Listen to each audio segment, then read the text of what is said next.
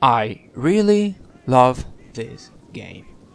The reason why I love this game so much is that I think it's all about choices.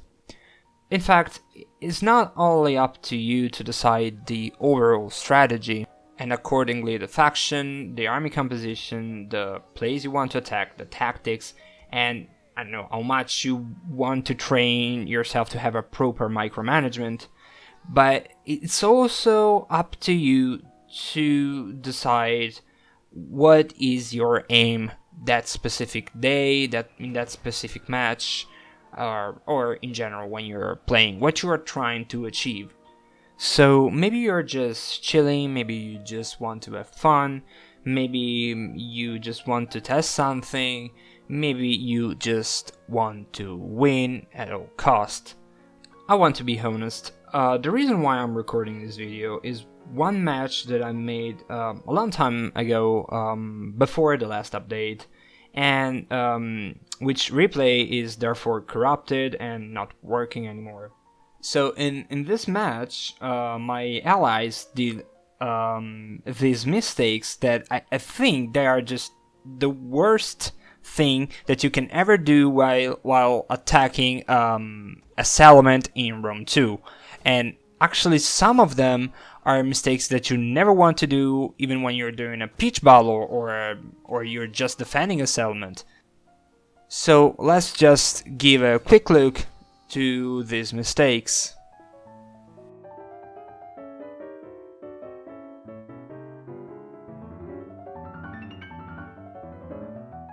So the first thing that happened in this siege was a massive sellout from the defenders at the very beginning of the battle. Since we didn't touch the walls yet, and since Nervii was already fighting outside the walls, I gave order to my units to leave the towers and wait. Of course, the first thing I've done after that was writing in the chat to delay the attack and wait for the sellout to be solved. And I also drew with the green brush on the map, but it seems like they didn't care a lot about that. In fact, when they didn't stop the attack, especially Getty, and Nervii didn't ask for my support, just when he saw the elephants coming out. And when I realized what was going on, was too late for me to send help to Nervii. So typing into the chat is not that easy in every circumstance, especially if you don't know English or if you're microing intensively.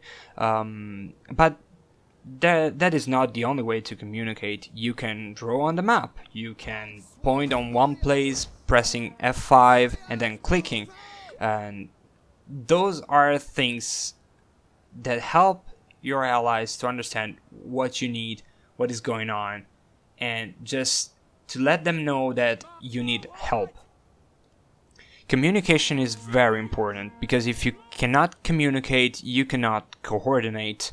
And when you don't coordinate, you start wasting units that you don't want in that place at that time, because maybe they're going to be exposed to useless risk, or well, you just won't gain anything from that unit.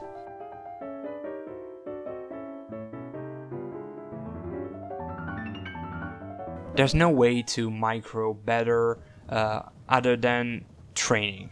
Playing over and over helps you to react quicker to the threats. Beside that though, there are certain things that can make your micro even worse. One of those is spreading your towers throughout the entire map. There's no way to control all of your unit at once if they are too far one from another, and your micro will be a lot poorer. Micromanaging properly makes the difference, especially in vanilla, especially if you're attacking, and you should do everything you can in order to keep the most of them under your sight.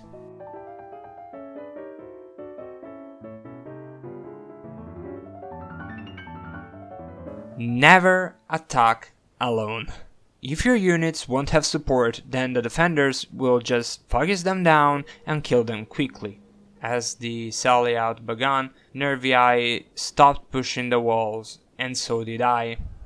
Gede though kept on pushing the walls, and soon enough the units attacked and found themselves without support. Alone units can be easily outflanked and routed, and they actually won't achieve anything.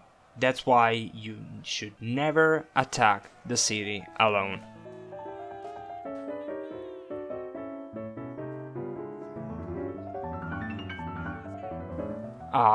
The new box is a classic.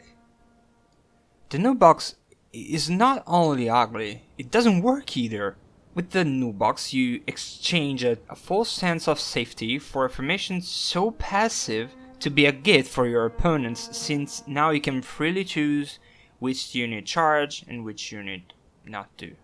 There are a lot of different ways to keep your most valuable units safe. You can hide them in the forest if you have one nearby, you can keep them nearby 2 units and a general, because you always have to remember that the defenders have less funds than the attackers. So if they do bring cavalry, they would not just charge mindlessly to kill 30 archers. They will wait and try to find the perfect moment when your archers cannot be supported by anyone. Only in this case, a sally out will be effective.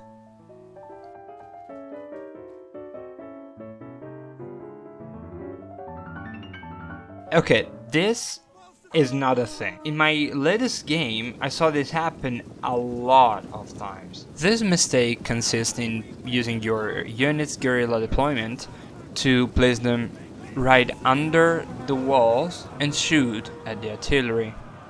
This is a stupid move from every point of view.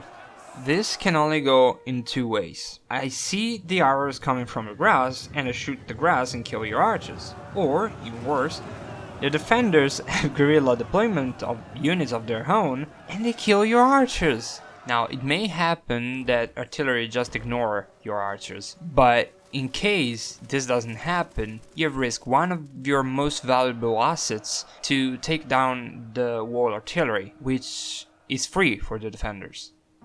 All you have to do to counter artillery is just let them shoot at your cheap units, and once your cheap units are on the walls, you can kill the artillery crew. Sending cheap units at the beginning, it's also a very important thing to do, because if you send the very best of your army first, they will die for either archers or artillery. In this match, Nervii sent his archers to kill the artillery crew under the walls, but Sicily, of course, had guerrilla deployment cavalry of their own, and it's useless to say, but cavalry beats archers.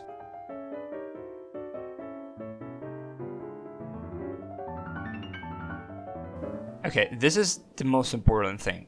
I think, except when you're Rome, because the legionaries just won't break, this is the most important thing. You can't afford to lose your general. Your general must be either the last unit to die or one of the last to die. What happened in this battle was that Gede saw the possibility to kill one of the Sicily cavalry and charge his general. Now, if it was only for the cavalry, the general would win. But of course, if you're charging your general into a forest and they already sell it out, maybe you shouldn't do that. And most importantly, you shouldn't let your general follow a unit right under the walls, because they can shoot from the walls. Don't put your general in jeopardy at the beginning of the battle, because especially in siege battles, you need the morale of the units to stay high.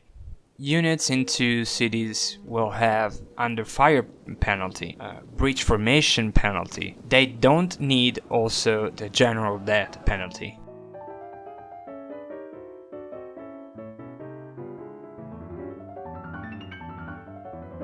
The worst thing that you can do is pretend to know if you don't.